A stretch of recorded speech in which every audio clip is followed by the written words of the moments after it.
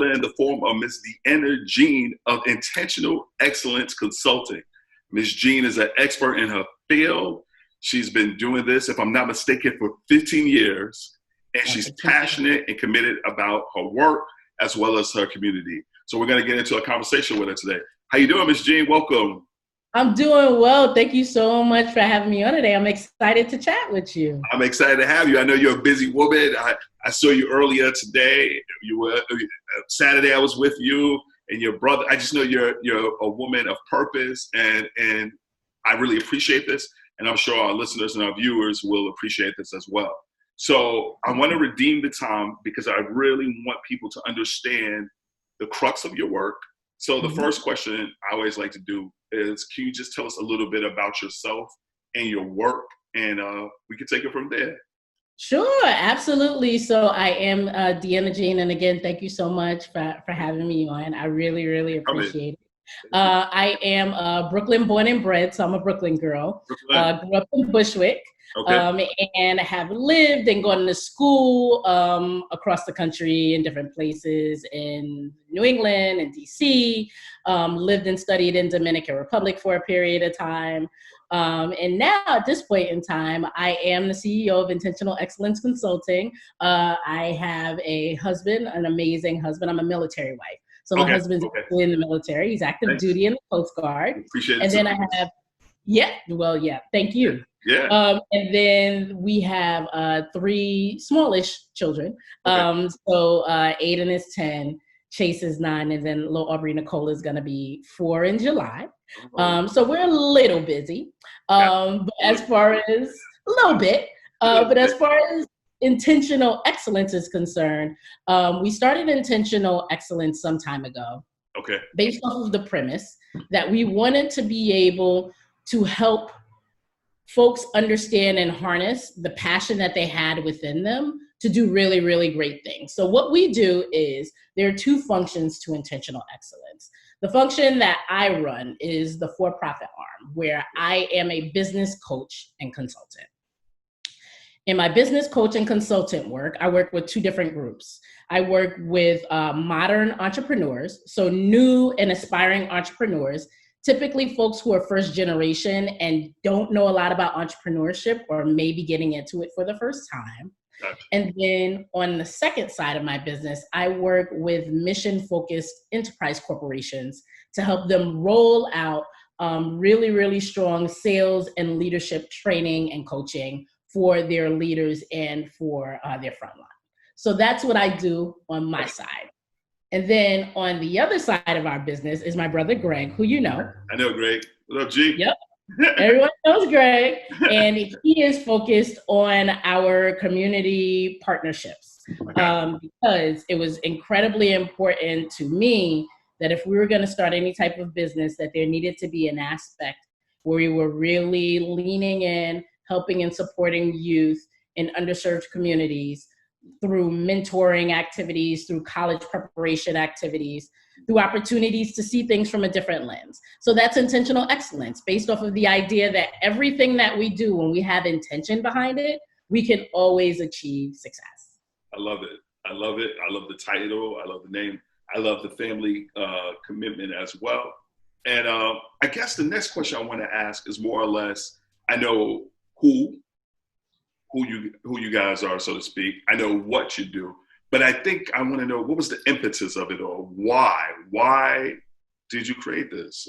What if you may delve into that, if you don't mind. Of course, I love talking about our story. So I have, for my entire kind of full-time working career, I have always been in some form of sales.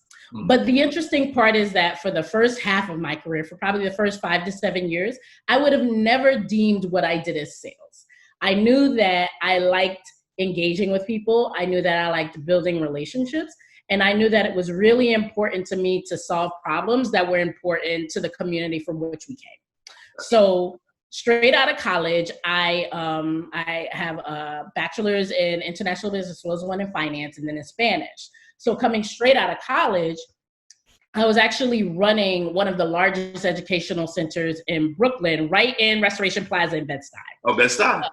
Yeah, right there. I was running sport educational centers there, and we were serving about 550 kids a week through after school programming, through educational technology. And down through the years after that, I stayed in the realm of educational technology, always focusing on mission-based and mission-focused companies. Education was really important to us because our mom's an educator. She's an educator for over 25 years. Right. And she was a principal, she was an assistant principal, she worked at DOE. So education has always been super important to us. And I've always been in that field, but again, in sales roles. Gotcha. And when I did my sales roles, I really always sold differently than others. So I always sold based off of relationships, and I was always the one going against the grain.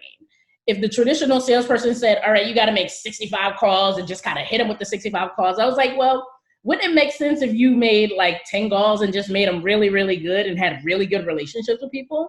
Mm. And folks were like, no, that's not the way that sales works. And I said, all right, well, let me just try it. Right. And pretty much by using the approach and using the gifts that were kind of imparted in me, I was able to have a significant impact on this industry. I've been a vice president of sales. I've been a director of sales. I've been a national director of sales. Wow. And doing that for many years, being excited about it, I decided that I wanted to take the opportunity to start to build something for myself. Mm. I wanted to be in a position where I could choose who, what, how, and when. Mm. I wanted to be in a position where I could do things in an atypical way and work with atypical success stories. So we decided that we wanted to form a consulting agency, doing it part-time initially. Mm-hmm. And ultimately, after doing it for about 6 to 8 months, we got to a point where we had so many clients that I had to stop my regular 9 to 5. So my side hustle fired my 9 to 5, which is the you know, that's that's the greatest thing that could possibly happen. And the company that I was working for, when it came time for me to leave, they said, you know, we know you got to go, but if you got to go, at least let us be one of your clients. So I went from a point where I was working for a company that they became one of my clients. And we've been super successful since then. Wow. Wow. I think that's inspiring, because I had the pleasure of conversing and meeting your lovely mother. We had several conversations. I know she's passionate about education, and you're still following that legacy, but you're also bringing in entrepreneurship and ownership, right? And I feel in our community, I know geared, the traditional paradigm thought was, you know what, go to school, get a good job, retire, and maybe you'll get to do what you like. But it seems like you're taking that and having a paradigm shift. Is that what I'm hearing? Absolutely. So it's interesting because, again, before my mom was an educator, something that people don't know is that before my mom was an educator, she was actually a personal banker for 15 years. I didn't know that. Okay. So my mom worked for Irving Trust, which eventually I think became Bank of America. Gotcha. She was a personal banker in international banking for 15 years before she even became a teacher. Wow. And she became a teacher not out of necessity, but because she realized that that was her passion. Gotcha. And so from the onset, my brother and I have been just, not even as if she ever had to say it, but just through the life that she lived, and our dad as well, to know to follow your passions. Right. And my mom, you know, she came from, my mom's family, they came from Georgia to Brooklyn in the 60s. Gotcha. Right? So the greatest thing that you could have in Brooklyn in the 60s was a city job, right? Yep. So, right. So when we were growing up, even to this day, like now, my mom was like, y'all need to go ahead and take them tests. Y'all need to take the MTA test. Y'all need to take that test. We're like, Ma, it's good. Like, we're fine.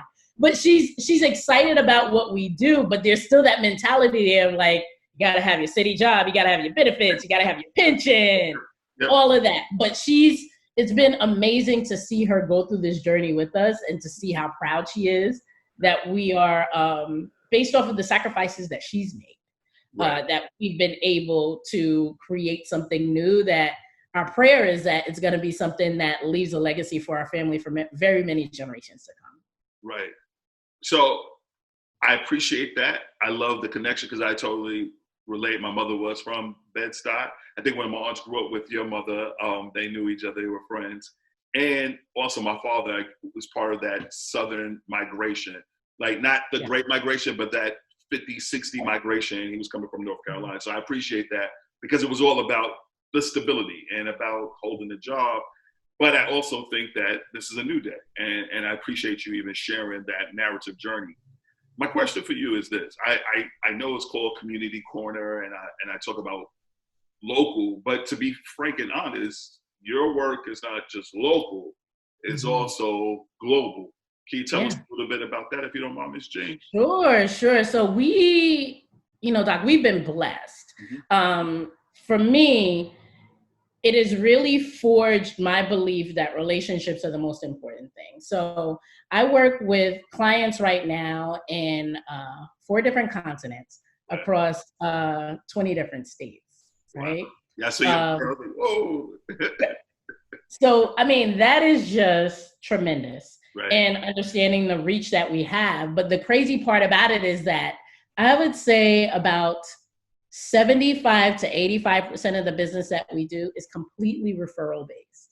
Wow. So these are people that I was either working with when I was working at a different company, gotcha, or people that we knew through our personal networks that said, you know what? We want Deana. Like, we don't need the company, right? Because I think that was my mentality is like, I'm really, really good at doing this for a company. There was a little bit of imposter syndrome there when I was like, who's going to like bet on me when I am the company? Right. And I was very pleasantly surprised and overwhelmed in some instances with the amazing warmth and how inviting and how competitive people were willing to be when it came to like, yeah, we're going to pay you top bill because you are worth that. And we know that what we're going to get from you is a very customized premium quality service. Yeah, right. And so it all goes into that relationship and how, I mean, that's the power. I think people kind of, I don't know, it seems like it's a lost art. Like, where we really just word of mouth. Like, and that's how the quote unquote, for lack of a better word, the mom and pop stores of yesterday, people just referred, but in this hyper digitized era, that work can still happen. And in fact, they probably have a greater impact because, like you said, you can reach people all over the world, all from the comforts of one's home. Absolutely, yeah. It's been dope. It really has. I can imagine. So I had the pleasure of being in something I felt that was really cool and monumental, coming back to my roots, so to speak, where I started out working when I was like 18 and 19 in a career awareness program to become an assistant director. And then when I became a teacher, we started having career days, right? And I felt like it was a college and career fair, but it was in the chat world or the I don't know how to say, remote learning world. I was really impressed by that. Can you tell the people what exactly transpired for those who don't know? Sure, absolutely. So what I sat down with Greg, and when the pandemic and everything started happening, we started thinking, and I know it impacted me directly just because like I'm a mom of 3, right? Mm-hmm. So I knew that there were events and there were things that were going to be planned that should have happened for students that were not going to be happening. I really started to dig into and think about, the high school students and even the younger kids who might have had the opportunity to participate in a career day, because my sons, their schools have these amazing career days where people come in and they get to chat.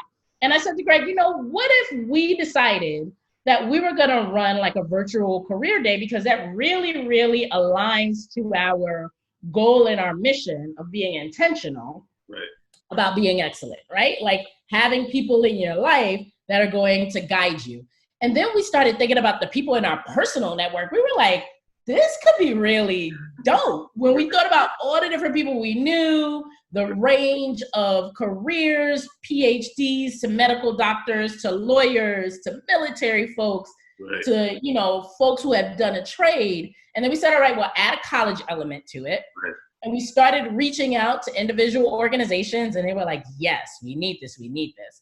So we had the opportunity to partner with organizations and also to do a kind of unified college and career forum where we were able to bring professionals from all over the world together to speak about their college and their career experiences to students that ranged from age like 9 all the way up to through college students. I was really excited that we even had Tatiana Henry, who's a recent grad from Howard University. She just graduated, and she was on that panel as well, just talking about her experience. So it was really dope. Our first shot out, and we've decided that we're going to be running this every season. So that was spring. We're going to do one in the summer. We're going to do one in the fall. And then, of course, we'll do one in the winter as well. Yeah, I was honored to be a part of it. And I was like, oh, these are some heavy hitters. I mean, you had, I was like, okay. And a little taller. I was like, it was monumental.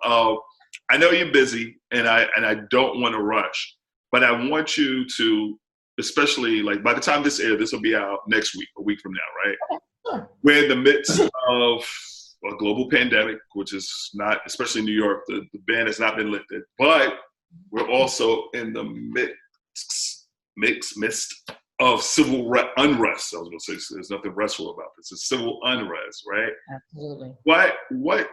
How do you feel about it as a mother of 3, a wife of a military man, a sister to your brother, so on and so forth?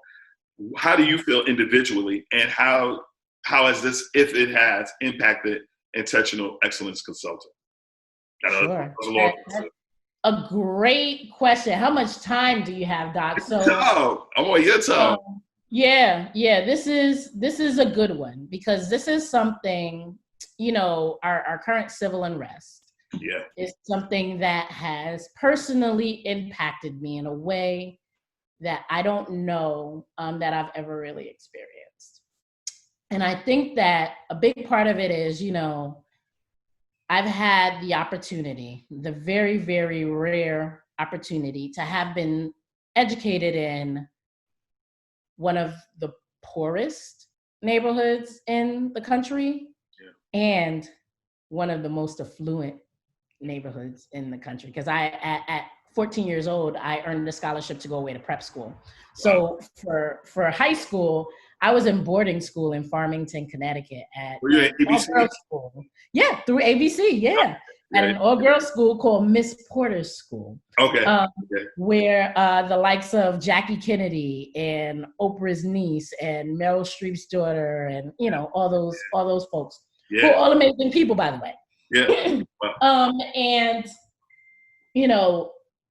when this all happened, I really, really thought about the challenges that are in front of us. And coming from a place of knowing a lot of really well-meaning white folks, right? Knowing a lot of folks who have really, really good hearts, but have not had to really demonstrate true allyship ever, right? They've never had to be in a position where they have really had to call out the crap. And I found myself observing and looking and seeing what was going to happen, right? So personally, for me, it has impacted me in a way such that it helps me to know and to understand that we still have a lot of work to do. It has called me to the carpet in terms of, because I'm a very philanthropic person, but it's called me to the carpet as far as being very, very deliberate and intentional about the way that I am spending my for-profit and my nonprofit dollars. I have made a personal decision to walk away from some board seats that are part of really, really good organizations that for me just have not said enough, fast enough and loud enough yet. Gotcha. And I'll still support them, but I can't sit on the boards anymore. And to repurpose my dollars and my energy into causes and organizations and businesses that are supporting the cause of racial equity, supporting the cause of Black Lives Matter, like understanding how important that is to us as a community, for my sons, for my husband, for my brother. The great part about owning your own business is that you are the business. So as I'm making these pivots for myself and as I am redirecting some of my efforts and being even more intentional excellence, being even more intentional about where we're putting those dollars and where we are putting attention, so is intentional excellence. So in the short term, over the summer, we run a number of different series. We work with private coaching clients. And what we are doing this summer is 20% of all revenue that that intentional excellence makes is going to be going to causes that support the elevation and equity of our Black and our Brown people. And we're going to figure out what that looks like. That'll be spread apart. Some of it may go to education. Some of it may go to, other civil rights issues. But that's something that we're doing in the short term. And I'm working with Greg right now to figure out longer term how we can make an indelible impact on this cause. So those are a couple of the things that we're doing to start. I salute that. We need to be doing more, and we will be doing more. No, but you're doing something. That's a lot. Yeah. Right. Yeah. So that's the goal. And we are focusing on supporting entrepreneurship for Black and Brown communities. We are prioritizing that this summer. So all of our entrepreneurial efforts through private coaching, through group coaching, whatever it is, if it has to do with entrepreneurship, this summer we are isolating to Black and Brown. I love it. Yeah. Is there any, because I'm putting it here, but I'll put it under, it's nothing there yet, but I'm going to put it when I edit your website. Is there a website or anywhere people can get in touch with you? Sure. Absolutely. So our website is my first and last name. So www.Deana Jean, DeanaJean.com. Okay. You go there, learn more about my story, learn more about the services that we provide. On Instagram, I'm new to the gram, so I'm still working it out, but I'm doing it. You're doing it. Instagram, I am BKLYN CEO. That's on Instagram. And then we have a Facebook page, which is Intentional Excellence. And then we have this amazing academy, the IE Academy, that you are a part of, where it is a private Facebook group that really focuses in on helping to harness accountability, networking, and learning for entrepreneurs who want to be able to learn those skills and have a platform to engage with others, to learn more, to share more, and to build each other up. Yeah, I see it. I'm like, okay, and your energy, your enthusiasm, your charisma, it's engulfing. So, brothers and sisters, check it out there. Deana, any parting words, whether it's words of encouragement, anything you want to say to the people in this moment? And we got to have you back. So this is not the end all. Absolutely. I'm happy to come back. I would love to do a Q&A or anything that would be helpful to the community. My parting words are that for any young person, but I would definitely say I want to hone in on the young people. If you have a dream and you have a desire, if you have a skill, if you have something that makes you really different from someone else, and no one else believes in what you're doing but you, pursue that thing. Yeah. Pursue your passion and do not allow anyone to make you believe that you cannot achieve whatever your goal is. There will be people that are there that will support you. For every one no, you're going to get 5 yeses, but you got to push through the no's. Yeah. You can't stop at the first no. You got to push through. And you know what? If you're in a position where you work for a company or you want a scholarship or you want to go to a school and it doesn't work out the first time, that's my life story. And what I ended up doing was I created my ideal job. I created my ideal situation. And if I can do it, absolutely anybody can do it. Don't give up. Keep pushing. Don't stop. Deana, thank you so much. Of course. It's inspirational. It's aspirational as well. It's something that should inspire not just the young, but also the mature. I don't want to say old. So the mature, right. I don't want to say that, but thank you so much. I really appreciate it. Got to get you back. maybe we even have field questions from young people, like I work in school. What do you want to do? You know, and I look forward to continuing learning from the academy that I'm a part of. Awesome. Thank you so much again, Doc. Thank you to everyone. Thank you for having me. All right. Thank you. Thank you, everybody, for watching. Hit subscribe, hit like, send your comments. God bless y'all. Thank you. Have a good one. Take care, guys.